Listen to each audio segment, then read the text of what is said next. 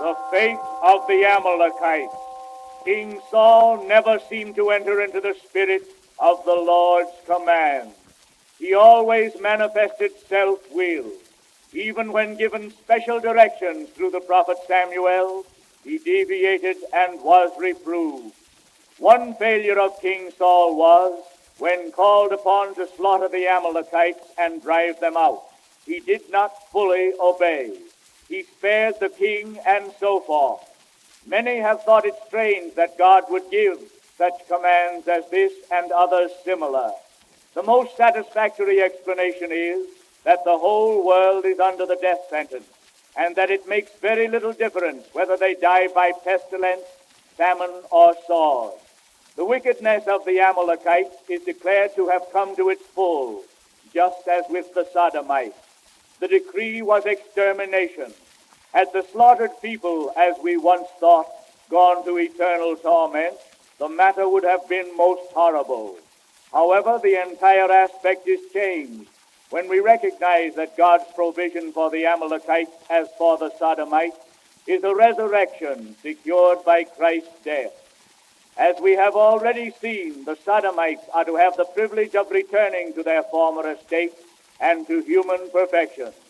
So all who do not receive a knowledge of God in the present life are to have that opportunity during Messiah's reign.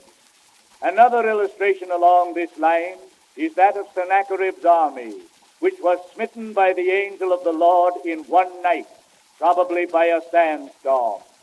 Gross misconceptions of God's character and the Bible teaching accumulated during the Dark Ages, when the Bible was not in existence so far as the masses were concerned. Bibles were very expensive and possessed only by the few. Besides, very few could read. They did not know that the worship of an eternal torment deity is the worship of Moloch, which God specially condemns. The dawning light of a new age shows us God's character of love and illuminates the Bible, making its teachings most reasonable. The Witch of Endor. We have already noted that the fallen angels at the time of the deluge were barred from further materialization. Since then, they have sought otherwise to influence humanity. Few would communicate with them if they knew their real character. Hence, they represent themselves as being our dead friends and relatives. As such, they attempt to communicate with the living through mediums who are deceived. Else they would not serve as mediums for demons.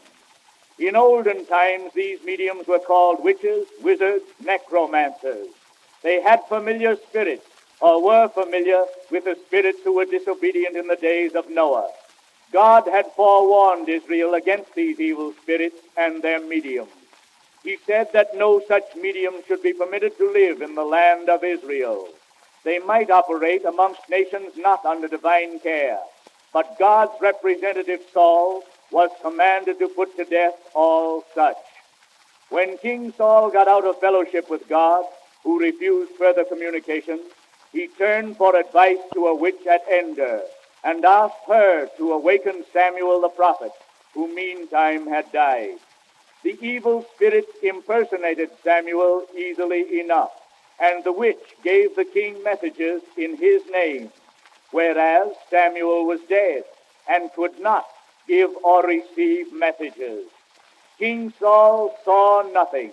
He merely received an answer from the witch, who said she saw and heard Samuel. The evil spirits have some way of knowing much respecting the future, but anybody under the circumstances might have known the fate to expect for Saul and his army. The king himself knew what to expect. It was this that troubled him and led him to seek the witch contrary to the divine command.